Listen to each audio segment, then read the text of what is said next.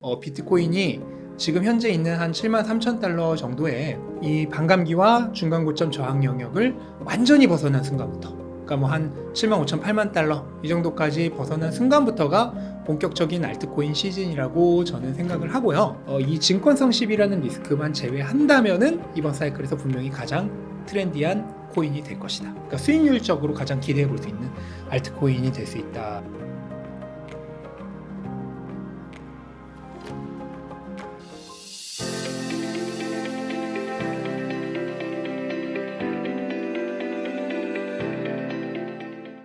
알트코인은 결론부터 말씀드리면 단기적으로는 별로 좋게 보고 있지 않습니다.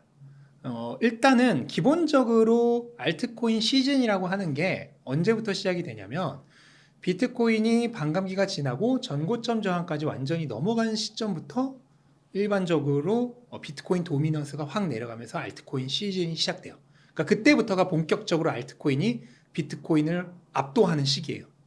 근데 지금 제가 일부에서부터 말씀을 드렸듯이 현재 반감기 저항을 받고 있고 또 동시에 전고점대 저항 영역을 받고 있죠. 그 다음에 이게 이제 중간 고점에 해당하기 때문에 이 기간이 꽤 길어질 수도 있고, 그러면 향후 짧아도 2달에서 뭐 길게는 뭐 4-5달까지도 이 영역대를 완전히 돌파하지 못할 수가 있어요. 그러면 그때까지는 알트코인이 본격적으로 출발하지는 않을 가능성이 높다라고 보고 있습니다.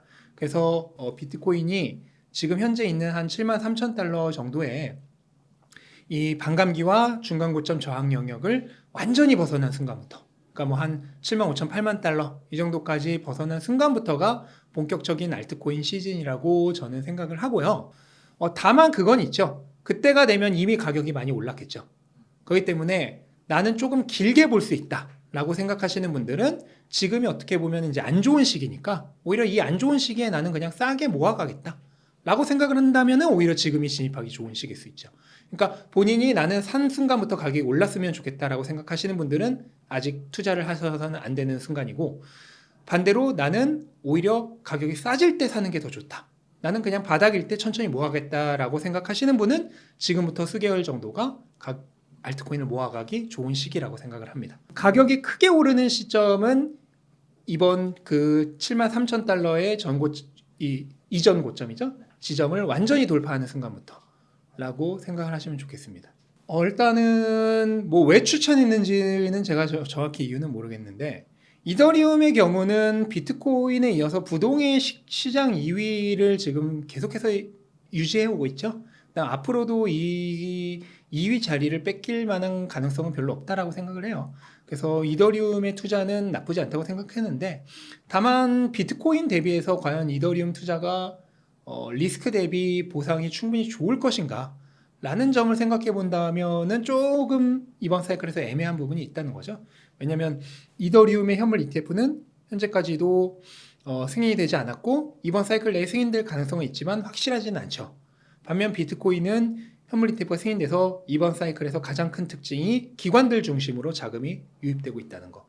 그것을 생각해 본다면은 지난 사이클까지는 이더리움이 비트코인을 능가했지만 이번 사이클에서는 이더리움이 비트코인을 그렇게 압도하지 못할 수 있어요. 그러면 수익률은 압도하지 못한 상태에서 리스크만 증가하는 거죠. 그러면 위험 대비 보상 비율이 그렇게 좋지 않을 수 있어요. 그래서 이더리움 투자를 이더리움 자체는 나쁘지 않다고 생각을 하는데, 다만 비트코인과의 어느 정도 비율 조절이 좀 필요하다. 이더리움을 너무 높게 가져가는 것은 별로 좋지 않을 수 있다 라고 생각을 하고요. 그 다음에 솔라나는 분명 이번 사이클에서 가장 트렌디한 알트코인이 될 거라고 저도 생각을 하고 있어요. 그래서 솔라나는 단 한 가지 리스크만 제외한다면 이번 사이클에서 가장 추천할 만한 알트코인이에요. 그 단 한 가지 리스크라고 하는 게 뭐냐면은 바로 증권성 시비죠. 네, 이번에 지금 또 안 그래도 SEC가 이더리움에 약간 좀 깔짝깔짝 대면서 증권성 시비를 걸고 있잖아요. 이게 아마 끝나면 그 다음에 분명 솔라나를 타겟으로 할 거예요. 이전에도 증권성 시비 걸 때 제일 앞에 뒀던 두 개 코인이 BNB랑 솔라나였어요. 비트코인, 그러니까 시총 3위 4위죠. 얘네들을 타겟으로 했기 때문에. 근데 바이낸스는 이번에 좀 한번 걸고 넘어갔잖아요. 그러면 이번에는 다음 차례는 분명 솔라나가 될 가능성이 높거든요. 그래서 이 증권성 시비가 걸리면은 분명히 가격에 단기적으로 상당한 악재로 작용할 수 있어요. 그렇기 때문에 이 증권성 시비라는 리스크만 제외한다면은 이번 사이클에서 분명히 가장 트렌디한 코인이 될 것이다. 그러니까 수익률적으로 가장 기대해 볼 수 있는 알트코인이 될 수 있다라고 생각을 하고 있고 나머지 코인은 글쎄 잘 모르겠네요. 굳이 얘네들도 어차피 증권성 시비는 그대로 다 걸려 있는 애들이거든요. 그러면서 솔라나보다 과연 수익률 측면에서 압도할 수 있을까? 또 조금 애매하고. 그러면은 굳이 솔라나를 놔두고 얘네들도 투자를 해야 하나라는 좀 의문은 들죠. 네, 민코인은 매 사이클마다 비트코인이 강세장으로 들어갈 때 엄청난 상승을 보여줬고 이번에도 이미 그렇게 될 가능성을 보여주고 있어요. 특히 솔라나 계열 민코인들이 지금 굉장한 강세를 보였고 지금은 잠시 당연히 비트코인이 주춤하고 있기 때문에 주춤하고 있지만 이미 이전 사이클들과 비슷한 흐름을 보였어요. 비트코인 강할 때마다 굉장히 올라가는 그런 흐름을 보였기 때문에 아마도 이번에도 반복될 것이다 라고 생각을 한다면 지금 비트코인이 본격적인 강세장에 아직 들어가지 않았잖아요. 이번에 이 저항 영역을 완전히 돌파하고 본격적인 강세장에 돌입하면은 민코인들은 분명히 무섭게 오를 가능성이 높다 라고 생각을 한다면 장기적으로 보실 수 있는 분들은 지금 낮은 가격일 때 그냥 당장은 더 떨어질 수 있어요. 하지만 그냥 이게 바닥에 가까운 가격이다 생각하고 그냥 뭐 오르던 떨어지던 몇 개월 동안 그냥 묵혀둔다라고 생각을 하고 투자를 하실 수 있다면은 지금 가격은 굉장히 매력적인 가격대라고 생각을 합니다. 그래서 이번 사이클도 분명히 민코인이 크게 오를 거고요. 다만 주의할 점이 있는데 민코인은 고점 기간이 굉장히 짧습니다. 그러니까 한번 이렇게 쭉 치고 올랐다가 고점을 한번 빡 찍으면은 그 다음부터 무섭게 떨어져서 그냥 사이클 끝날 때까지 고점을 다시 회복하지 못해요. 지난 사이클에도 그랬거든요. 그래서 이번 사이클에도 분명히 그렇게 될 가능성이 높고 그렇다면은 민코인을 투자하신 분들은 가격이 어느 정도 올랐을 때 너무 욕심내지 마시고 분할 매도를 통해서 적절히 수익을 그러니까 현금화를 시키는 거죠. 하시는 것을 추천드리겠습니다. 솔라나가 지난번에 그 판테라나 디지털 갤럭시 등의 총 19억 달러의 솔라나를 매각을 이미 했어요. 근데 이게 전체 매각해야 될 양의 3분의 2 정도인데 이 토큰들이 전부 4년간, 이제는 한 3년 반 정도겠네요. 락업이 되어 있는, 그러니까 매도가 불가능한 토큰들입니다. 로 이미 매각이 됐고 남은 애가 이제 3분의 1 정도를 경매로 한다는 건데 얘네도 마찬가지로 그 락업이 되어 있어요. 그러니까 어차피 이번 사이클 동안은 풀리지 않나요. 예. 그렇기 때문에 이번 사이클에는 거의 영향을 미치지 않는다라고 그냥 보시면 되겠습니다. 네, 지금 이더리움 현물 ETF 아마 지금 그 심사 걸려 있는 것 중에 최종 기한 가장 가까운 게 아마 5월 23일인가 4일인가로 기억을 하는데 그때 일단 1차적으로 결정이 날 건데 만약에 그때 거부가 나면은 그 뒤에 나머지 ETF들도 아마 다 같이 거부가 날 가능성이 높아요. 왜냐면은 어느 한쪽에 유리나 불리를 주지 않기 위해서 같이 결정을 하거든요. 이번에 비트코인 현물 ETF도 동시에 다승인이 됐죠. 그래서 마찬가지로 그렇다고 하면 이번에 5월 말에 1차적으로 결정이 날 건데요. 저 역시도 단기적으로는 이번 5월에는 아마 거절이 될 가능성이 높다라고 생각을 하고 있어요. 왜냐하면 지금 SEC가 이더리움 자체에도 아직 증권성 시비에 대해서 100% 면죄부를 주지 않았거든요. 지금 100% 증권이 아니다라고 못을 박은 암호화폐는 비트코인이 유일해요. 이더리움은 증권이라고는 얘기 안 했어요. 근데 증권이 아니다라고도 얘기 안 했어요. 그러니까 얘는 지금 유보 상태인 거예요. 근데 이 유보 상태에서 현물 ETF를 승인하기는 조금 어려울 거라고 보고 있어요. 그래서 지금 SEC가 이더리움의 그 증권성 시비 약간 그 시비를 걸고 있잖아요. 근데 이거는 저는 꼭 나쁘게만은 보고 있지 않은 게 오히려 뭔가 결정을 지어야 지금 현물 ETF를 승인을 하든 말든 할 거 아니에요. 그러니까 지금 결정 짓기 위한 과정이다라고도 보고 있거든요. 그러면은 이 결정 짓기 위한 과정이 빨리는 안 끝날 거란 말이에요. 아무리 못해도 몇 개월 이상은 걸릴 거 아니에요.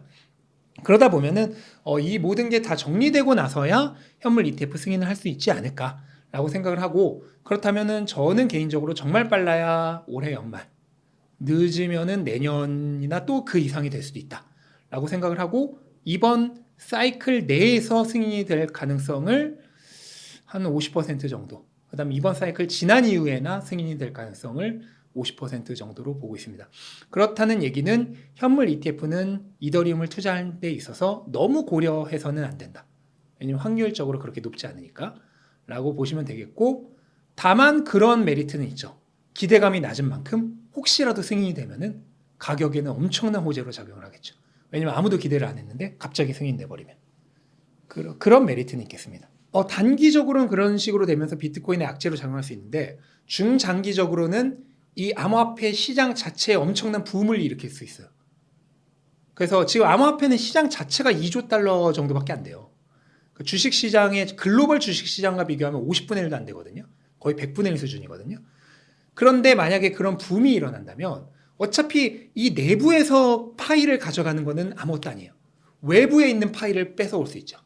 그렇게 되면서 결국 상승 효과, 시너지 효과가 나타나면서 오히려 암호화폐 전체 그 시장에 엄청난 상승 압력으로 작용할 수 있다라고 생각을 합니다. 네, 투자는 결코 계속 벌 수만 없습니다. 그거를 감안하고 투자를 하는 것이고요. 다만 제가 기존에 투자를 하면서 느꼈던 가장 큰 교훈은 오히려 상황이 안 좋을 때일수록 얻어가는 게 더 많다. 제가 투자의 그 가장 큰 교훈과 경험을 얻었던 시기도 항상 안 좋았던 시기고 오히려 좋았던 시기가 나중에 뒤돌아보면은 잘못된 투자를 하게 되는 그런 잘못된 습관을 만들거나 잘못된 원칙을 만들게 되는 그런 원인이 되었던 적이 많아요. 그래서 이런 지금처럼 좀 안 좋은 시기를 너무 나쁘게만 보지는 마시고 오히려 나의 투자의 그릇을 키우는 시간이다 라고 생각을 하셨으면 좋겠고 원래 투자라고 하는 것은 항상 좋을 때가 있고 안 좋을 때가 있다 라는 것을 좀 생각하시면서 최대한 긴 시점에서 그 다음에 비트코인 투자를 하고 계신 분들이라면 사이클 전체를 바라보는 관점에서 투자를 하셨으면 좋겠습니다. 감사합니다. 신민철 작가님께서 쓰신 비트코인 슈퍼사이클에 이런 내용이 있어요. 4차 반감기는 이전에 볼 수 없는 엄청난 가격 상승을 동반하는 슈퍼사이클이 될 가능성이 있다 라고 하셨어요. 지금은 조금 조정을 받고 있는 상황이라고 보이는데 지금도 어떻게 보면 슈퍼사이클의 그 과정이라고 생각을 하시나요? 네. 제가 뭐 일부에서 설명을 드렸지만 현재 반감기, 그 다음에 중간 고점을 중심으로 한 저항은 원래도 굉장히 거셌고 이게 비트코인 사이클의 전형적인 모습이다 라고 설명을 드렸었고요. 그 다음에 지금 현재 있는 가격대가 저항을 받고 있는 가격대가 중간 고점이라면 오히려 지금 사이클 속도가 정상화되어 가고 있죠. 기존에 제가 책에서 말씀드렸던 기간보다 훨씬 빨리 비트코인 반감기 사이클이 그냥 고점을 치고 끝나는 단축 사이클의 가능성이 지금 많이 사라지고 사이클 속도가 정상화되면서 지금 제가 책에서 설명드린 그냥 그 속도 거의 그대로 지금 다시 수렴해 가고 있어요. 그렇기 때문에 오히려 현재 조정은 굉장히 정상적이면서 동시에 사이클 속도도 원래 속도로 되돌려 놓는 굉장히 건강한 조정이다 라고 생각을 하고 사이클의 흐름도 그대로다 라고 오히려 말씀을 드리고 싶습니다. 반감기 전에 너무 올라 버리니까 거품이라고 하는 것은 이게 끼면 끼수록 오히려 그 가격의 펀더멘털을 망쳐버리거든요. 그러다가 대형 붕괴가 일어나면은 어떻게 보면 그대로 하락 모멘텀으로 가면서 오히려 장기간의 하락장으로 접어들 수 있죠. 그러면 이렇게 급하게 오를 때는 들어왔던 사람들도 막상 차분하게 정상적인 수익률을 거두기가 어려워요. 네. 왜냐면은 너무 빨리 나온 사람들은 그 이후로 가격이 엄청나게 오르니까 당연히 상실감이 클 테고 그 다음에 가격이 계속 오르다 보니까 탐욕에 젖어서 최고점에서 팔려고 하던 사람들은 그 이후에 갑자기 가격이 붕괴해버리면 못 나오죠. 그러면서 이제 최고점에서 몇 년 동안 또 4년 동안 물려 있어야 되는 거죠.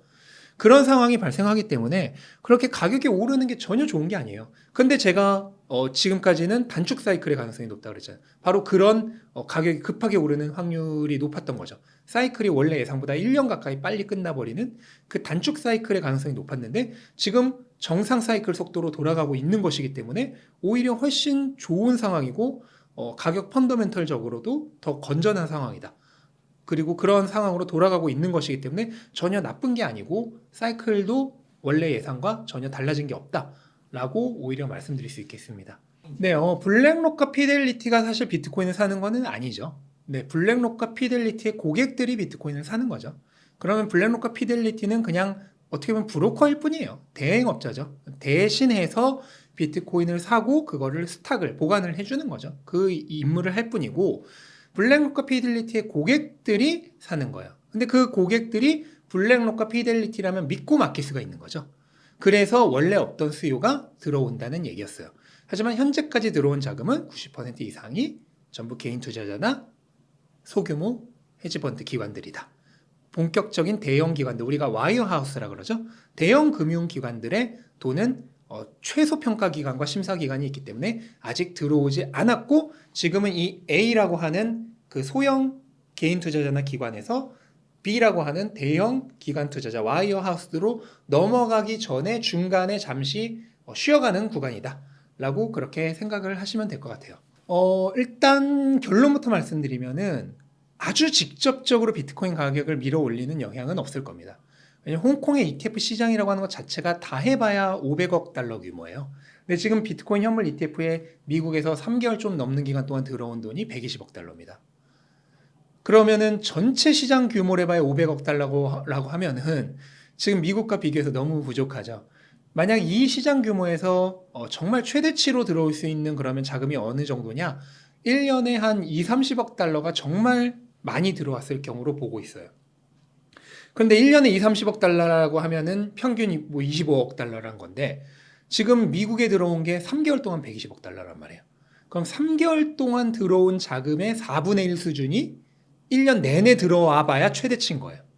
그럼 미국과 비교해서 규모가 너무 적죠. 그러니까 뭐 단기간에 직접적으로 비트코인 가격을 막 밀어 올리는 효과는 홍콩에서는 분명 없을 거예요. 그리고 지금까지 들어온 자금도 한 4월 30일에 승인된 이후로 현재까지 홍콩 ETF들이 보유하고 있는 비트코인이 대략 2억 3천만 달러 정도 되는데, 미국의 뭐 50분의 1 수준이죠.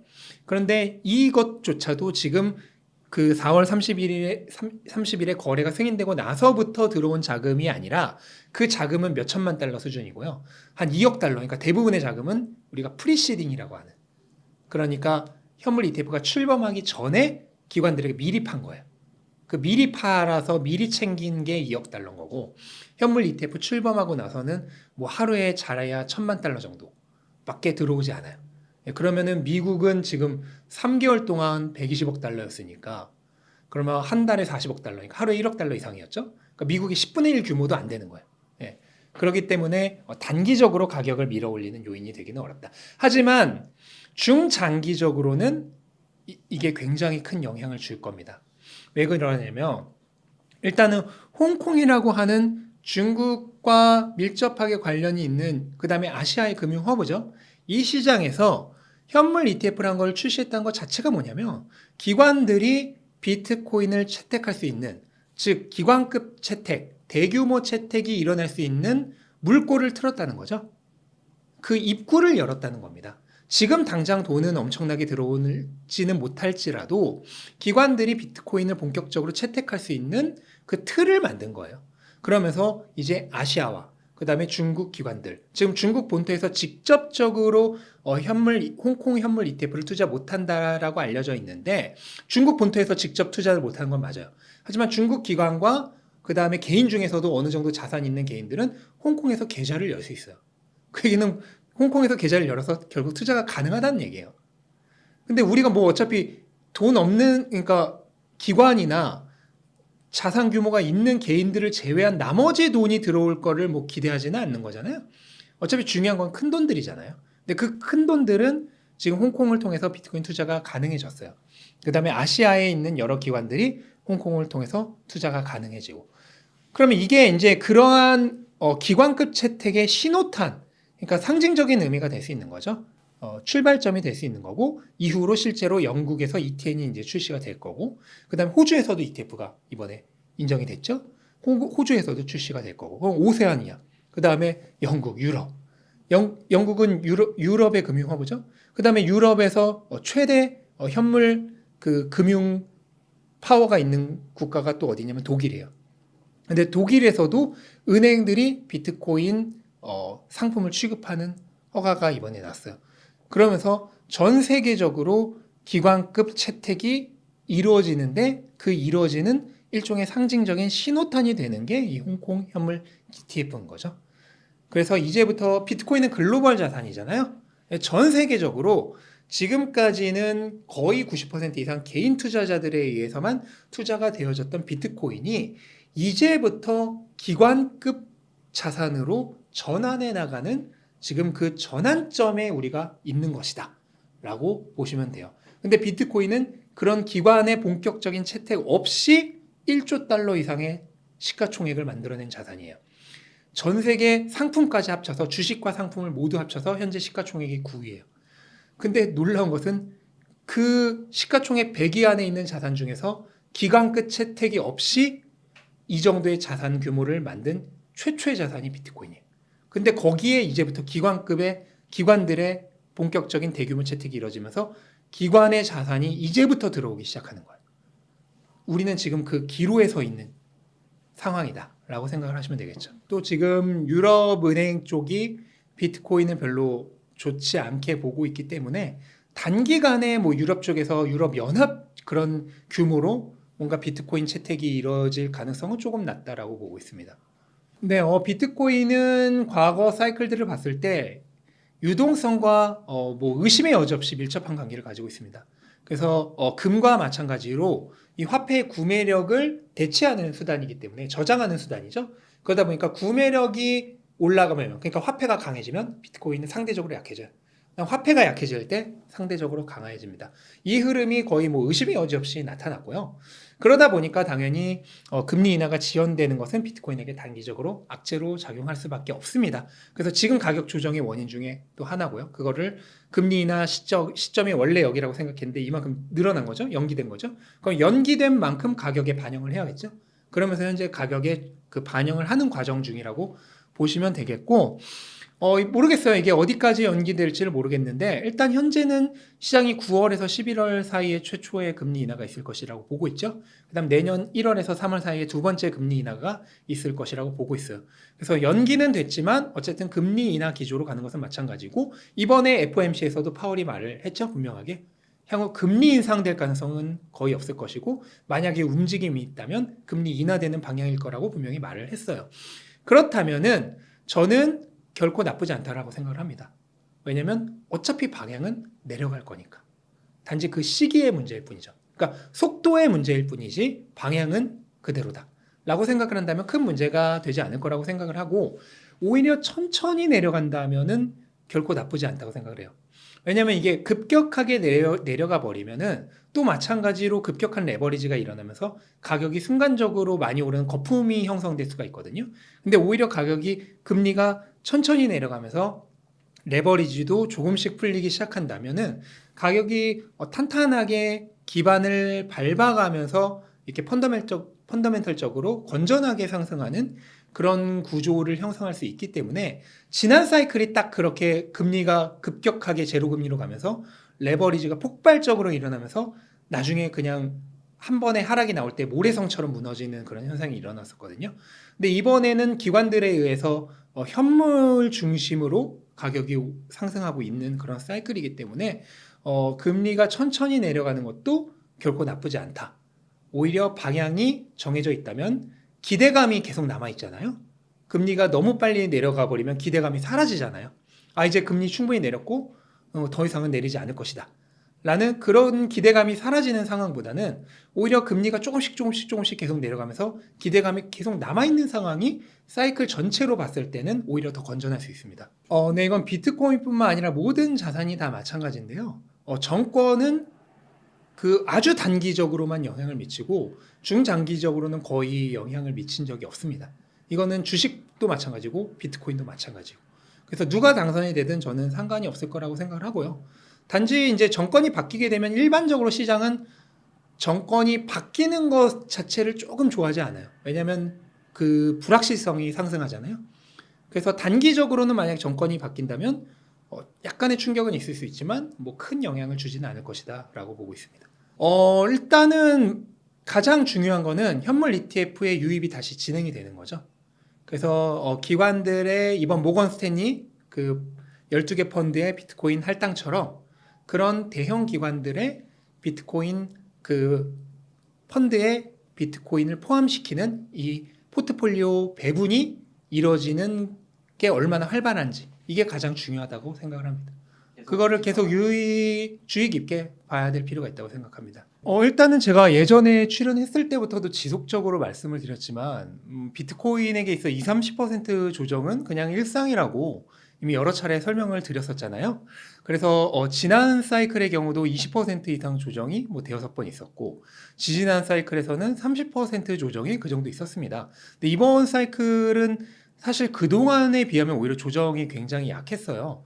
가장 큰 조정이래봐야 한 20% 정도 조정이었었는데 어떻게 보면 이번에 사이클이 상승장이 시작되고 나서 가장 많이 하락을 한 거죠, 이번에. 그래서 이제 뭐 정말로 조정다운 조정이 처음 나온 건데 일단 기본적으로 비트코인은 반감기를 전후해서 굉장히 변동성이 심했습니다. 그 다음에 그 반감기 지점을 좀 뛰어넘는 어느 정도의 저항이라고 할까요? 그 기간이 원래도 기본적으로 있었거든요. 그래서 자료를 잠깐만 보시면은 이게 지금 2차 사이클인데요. 2차 사이클 때 보시면은 이 2차 사이클 요 앞에 고점 부분 있잖아요. 이게 일명 중간 고점이라고 하는 부분이에요. 미드탑이라고 우리가 부르거든요.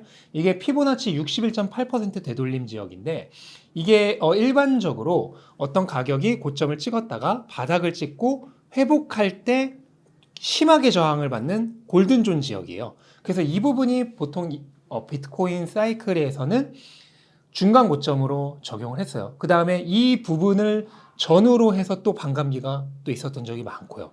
그래서 2차 사이클의 경우에는 실제로 그렇게 됐었는데 이 중간 고점을 찍은 이후에 반감기를 거치면서 최대 40% 조정이 있었고 이 지점을 다시 돌파하는 데까지 걸린 시간이 6개월, 180일이나 있었습니다. 그 다음에 여기에는 지금 나타나지 않지만 이 반감기 가격을 다시 돌파하는데도 3개월이 걸렸어요. 그러니까 반감기 이전에 이 높았던 중간 고점을 돌파하는 데는 6개월이 걸렸고 그거보다 조금 낮아진 반감기 당시 가격을 돌파하는데도 3개월이 걸렸어요. 그러니까 이 반감기 그리고 중간 고점이라고 하는 이 부분은 굉장히 저항이 심한 지역이다 라고 볼 수가 있겠고 그 다음에 3차 사이클을 보시면은 3차 사이클도 이 부분이 중간 고점이 되는데 이 지점으로부터 계산을 하면은 저점까지 72% 하락이 있었고 또 이 부분을 완전히 돌파하는데 걸린 시간이 무려 500일입니다. 그 다음에 반감기로만 보면은 반감기 당시 가격을 돌파하는데 이것도 한 2개월이 약간 넘게 걸려요. 2개월 반 정도. 그러니까 반감기 그냥 기점으로만 보더라도 그 반감기 가격권을 돌파하는데 2, 3개월이 걸렸고 이번 반감기 그 당시 가격은 64,000달러죠. 그러면 이 가격 위로 확실하게 올라가는데 2, 3개월 정도가 기본적으로 걸리는 거라고 보시면 돼요. 그 다음에 반감기를 기점으로 전후로 있는 이 중간 고점을 돌파하는 데는 굉장히 오랜 시간이 걸리고 또 그 하락폭도 심하다라고 얘기를 할 수가 있어요. 다만 지난 3차 반감기 사이클의 경우 72%나 하락했는데 요거는 팬데믹 때문이에요. 근데 팬데믹은 일반적인 경우가 아니죠. 이건 블랙스완이라고 해서 비경제적 요인이잖아요. 그래서 이거를 제외하고 계산을 해본다면은 한 50% 정도 하락이 있었어요. 그리고 지난 사이클, 지지난 사이클이죠. 2차 반감기 사이클의 경우도 40%. 그러니까 이 중간 고점을 전후해서 40-50%의 강한 하락이 있었던 거예요. 근데 이번에는 시가총액 자체가 지지난 사이클보다는 뭐 수십 배 크고 그 다음에 지난 사이클보다도 10배 가까이 크죠. 그러면 시가총액이 이렇게 큰 자산의 경우는 일반적으로 변동성이 훨씬 더 적은 게 일반적이거든요. 그래서 저는 이번 사이클에서 40-50%의 조정이 있을 것이라고 생각하지 않아요. 물론 100% 장담은 할 수 없지만 저의 견해로는 그렇고 맥시멈 하락이라고 해봐야 30% 정도 하락을 생각을 하고 있습니다. 그러면 이번에 최고 고점이 73,000달러 정도였으니까 만약에 30%까지 하락을 하게 된다면 5만 달러 정도가 거의 최저 바닥이 될 것이다 라고 개인적으로는 생각을 하고 있어요. 그 다음에 현재 이번에 떨어진 23%도 저는 충분히 단기적으로는 바닥이 될 가능성이 있다라고 생각을 하고 다만 여기서 추가적으로 더 하락을 한다 하더라도 5만 달러 정도가 거의 최저 바닥이 되지 않을까라고 개인적으로는 좀 생각을 하고 있습니다. 그래서 일단 지금 상황이 예전과는 조금 달라진 게 있어요. 지금 가격이 원래 전고점이 69,000달러였는데 그거를 이번에 지난 2월에 돌파를 했었죠. 그래서 그 2월에 돌파를 했을 때 우리가 많이 얘기했던 게 단축 사이클의 가능성입니다. 이 단축 사이클이라고 하는 것은 기존의 반감기 이전에 비트코인이 전고점에 도달했던 적이 한 번도 없어요. 그런데 이번에 최초로 반감기 이전에 전고점에 도달을 하면서 이번 비트코인 사이클이 굉장히 빨리 끝을 맺고 종료할 수 있다는 그런 단축 사이클의 가능성이 나왔었어요. 그렇게 된 이유가 반감기 이전에 전고점에 도달하면서 일반적으로 전고점 도달한 이후 8개월에서 12개월이 지나면은 사이클이 끝났거든요. 그러면은 반감기 이전 전고점에 이번에 2월에 도달을 했으니까 거기서 8개월에서 12개월 이후에 사이클이 끝난다고 하면은 올해 말이나 내년 초에는 사이클이 끝나버리는 거예요. 이런 단축 사이클의 가능성이 있다는 것을 제가 저번에 출연을 해서도 말씀을 드렸었죠. 하지만 이번에 조정이 길어지면서 의견이 조금 바뀌고 있어요. 전망이 바뀌고 있는데 그 단축 사이클 가능성은 점점 낮아지고 오히려 현재 있는 지점이 중간 고점이다. 라는 지금 가능성이 높아지고 있습니다.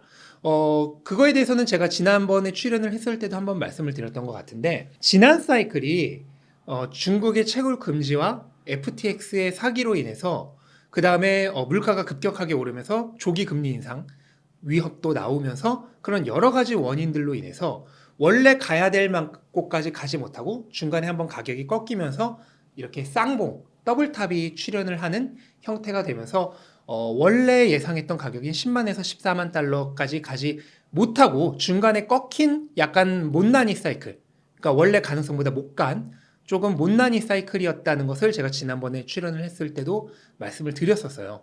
그러면 그거를 기준으로 생각을 해본다면 현재 가격이 위치한 지점이 그 69,000달러의 전고점 저항을 받고 있는 부분이 아니라 지난 사이클이 원래는 훨씬 더 가격이 올랐어야 하기 때문에 지금 있는 지점이야말로 중간 고점이다 라는 중간 고점 시나리오의 가능성이 지금 굉장히 커지고 있습니다.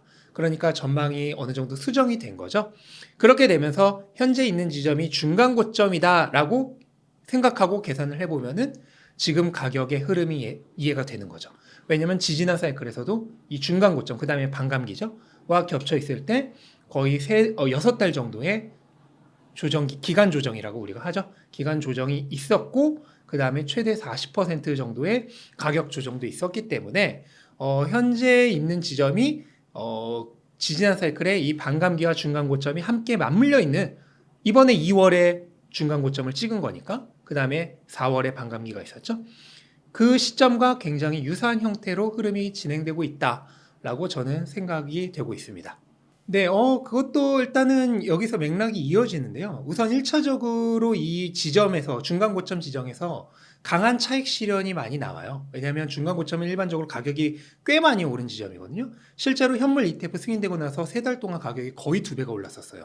그럼 가격이 당연히 그만큼 짧은 기간에 많이 올랐다면은 짧은 기간 동안 큰 이익을 얻은 투자자들이 많다는 얘기잖아요. 그럼 그 투자자들의 차익 실현 매물이 많이 등장할 수밖에 없고 그 매물이 나오면서 이 중간 고점 부분이 굉장한 저항 지점으로 작용을 하는 겁니다.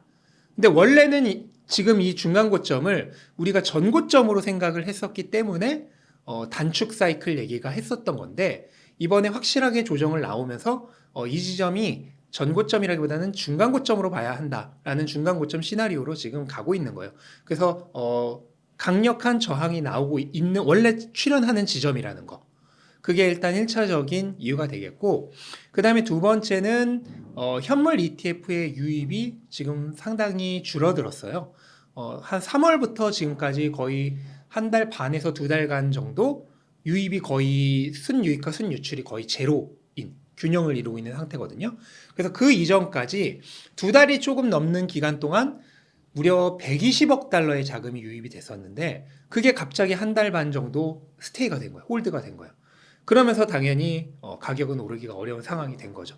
그런데 이 ETF들의 그 자금 유입이 홀드가 된 것도 마찬가지로 지금 중간 고점 이 저항 영역에서 차익 실현 매물이 많이 나오면서 나오는 자연스러운 현상이라는 것도 한 가지가 있겠고 또 하나의 원인이 있는데 지금 현재까지 현물 ETF로 들어온 자금의 90% 이상이 개인 투자자나 아니면 소규모 헤지펀드입니다. 대규모 기관들은 아직 본격적인 진입을 하지 않았어요. 근데 왜 그러냐면 대규모 기관들이 본격적인 진입을 하려면 최소 1개에서 2개 분기 이상의 시간이 필요해요. 왜냐면 자산 평가 기준이 최소 90일이 있고요. 이건 최소 기간 기준으로 90일이에요. 그러니까 4월 달이죠. 그때 이제 자산 평가가 끝나고 그 이후로 내부 심사나 고객들에 대한 공지를 통해서 SEC의 펀드의 현물 ETF, 비트코인 현물 ETF를 추가하겠다는 승인을 받은 이후에나 그 현물 ETF 포함이 가능해져요. 할당이 가능해져요. 그러니까 기본적으로 아무리 빨라야 1개 분기 이상에서 일반적으로는 2개나 3개 분기 이상의 시간이 필요합니다. 그러다 보니까 현재 아직까지는 본격적인 기관들의 자금이 들어오지 않은 상태예요. 그럼 지금 들어온 자금은 뭐냐? 전부 개인 투자자나 소규모 헤지펀드인데 이 개인 투자자나 소규모 헤지펀드들의 비트코인 현물 ETF 수요에 대한 자금 유입은 어떻게 보면 1차적으로 끝이 났다 라고 보면 돼요. 그럼 2차적으로 이제 본격적인 기관들의 자금이 들어와야 되는데 이 들어오는 기간까지의 좀 시간이 텀이 있다 보니까 어떻게 보면은 자금의 주체가 전환이 되는 요 기간에 잠깐 지금 유휴 기간이다 라고 보시면 될 것 같아요. 네. 그래서 모건 스탠리가 이번에 12개 펀드에서 비트코인 현물 ETF를 포함시키는 것을 SEC에 승인 신청을 했죠. 그 다음에 UBS도 이번에 들어올 예정이에요. 그래서 이 UBS야 모건 스탠리만 하더라도 운용 자산이 총 5조 달러에 달해요. 이런 본격적인 대형 기관들의 자금은 이제부터 들어오는 거다 라고 생각을 하시면 되겠고, 다만 그 자금이 들어올 때까지 조금 시간이 걸리는데 지금 1차적으로 들어올 자금은 다 끝났고 2차적으로 들어올 그 대형 기관들의 진짜 큰 돈들이 들어올 때까지 조금 시간이 필요한 텀이 필요한 그런 기간이다. 잠깐 쉬어가는 기간이다 라고 그렇게 생각을 하시면 되겠어요. 그 다음에 세 번째로는 금리 전망치가 계속적으로 상승하고 있다는 게 지금 위험자산 시장의 부담으로 작용을 하고 있어요. 제가 처음 이 웅달채빵 나와서 말을 시작했을 당시에는 연내 금리 인하가 3번 이상, 최소 3번 이상을 바라보고 있었는데 지금은 그게 한 번으로 줄었어요. 왜냐하면 물가가 계속 높고 그 다음에 경기가 생각보다 그렇게 약해지지 않았죠. 고용이 약해지지 않은 상태에서 지금은 오히려 또 거기에 추가적으로 GDP는 안 좋아지면서 스태그플레이션 가능성이 나오는 이렇게 거시경제 환경이 굉장히 안 좋아졌어요.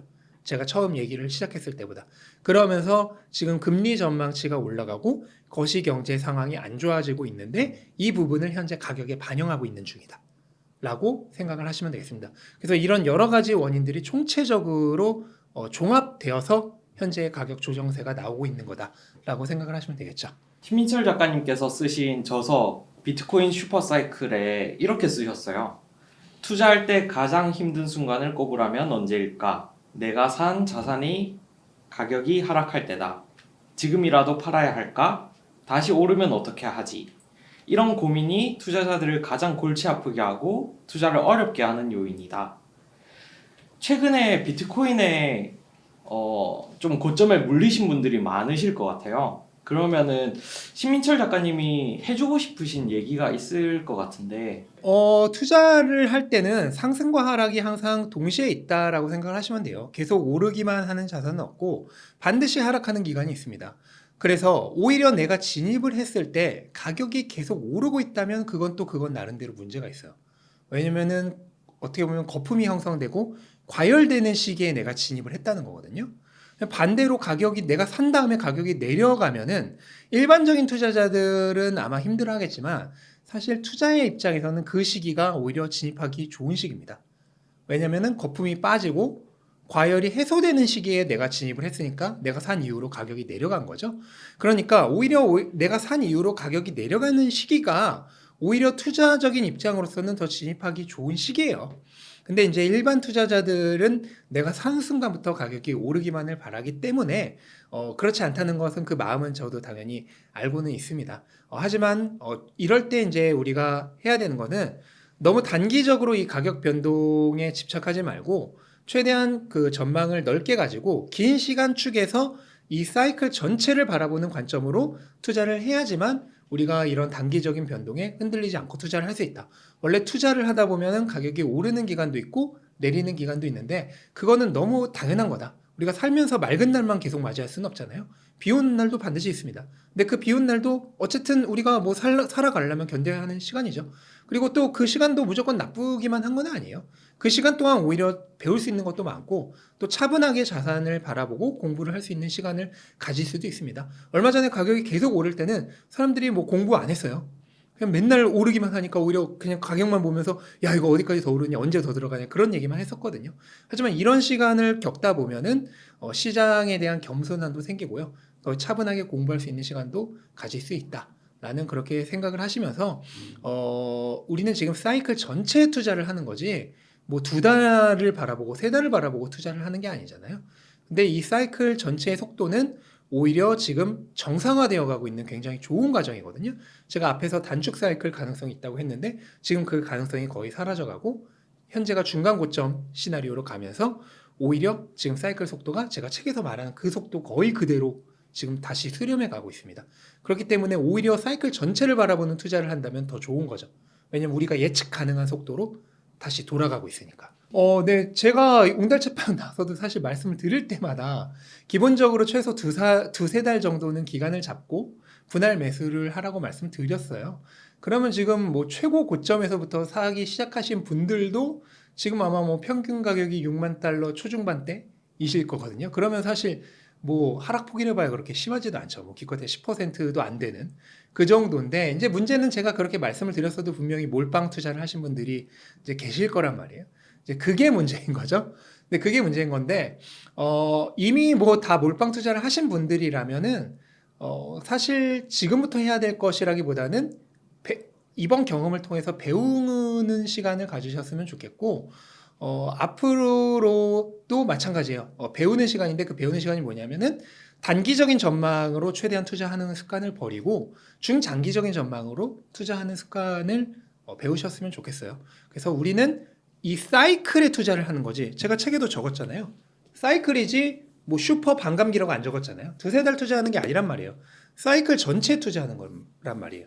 이 사이클 전체를 바라보는 중장기적인 관망으로 그 투자하는 그런 습관을 이번에 배우시는 게 가장 좋을 거라고 생각을 합니다. 그 다음에 아직 매집을 하고 계신 분들이라면 이번에 어떻게 보면 겸손함을 배울 수 있었던 거죠. 짧은 시간에 지금 막 오르니까 투자를 해야 될 것 같지만 그렇지 않다. 언제든 시장은 급변할 수 있기 때문에 최소로 2-3달 정도의 기간을 잡고 투자를 진입을 하는 게 안전하다라는 것을 배우시면서 앞으로도 분할 매수를 통해 진입하는 것을 습관화하시면 좋을 것 같습니다. 저점이라고 하는 건 사실 신이 아닌 이상 알 수 없어요. 그거는 알 수 없고 다만 과거 사이클들의 기록과 현재의 비트코인의 모멘텀이나 시가총액 등을 계산해 봤을 때 고점 대비 사이클 중에 30% 하락 정도가 최대치일 것이다 라고 예상을 하고 있는 거죠. 근데 이거는 어디까지나 예상치일 뿐이지 무조건 맞을 거라고 확증할 수는 없어요.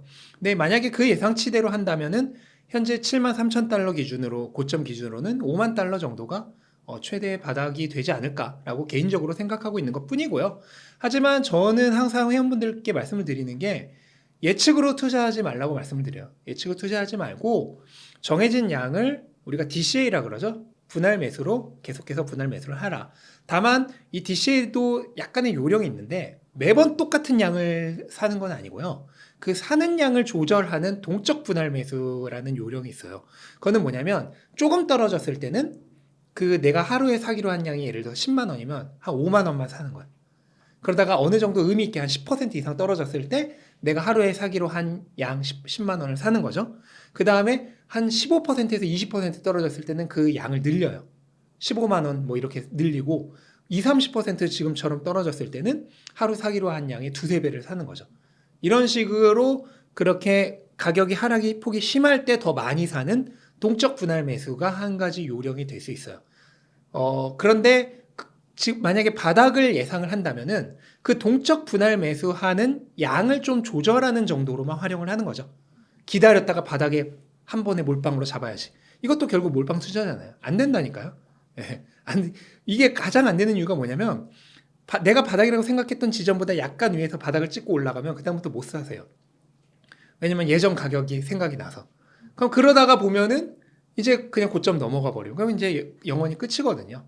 그러니까 그렇게 예측으로 뭔가를 내가 한 방에 잡을 생각을 하지 말고 최대한 분할 매수를 하시고 만약에 이런 동적 분할 매수를 한다면 그런 바닥 예측은 그냥 그 동적 분할 매수하는 양을 조절하는 정도로만, 그러니까 감미료 정도로만 사용을 하는 거죠. 그렇게 참고사항 정도로만 하셨으면 좋겠습니다.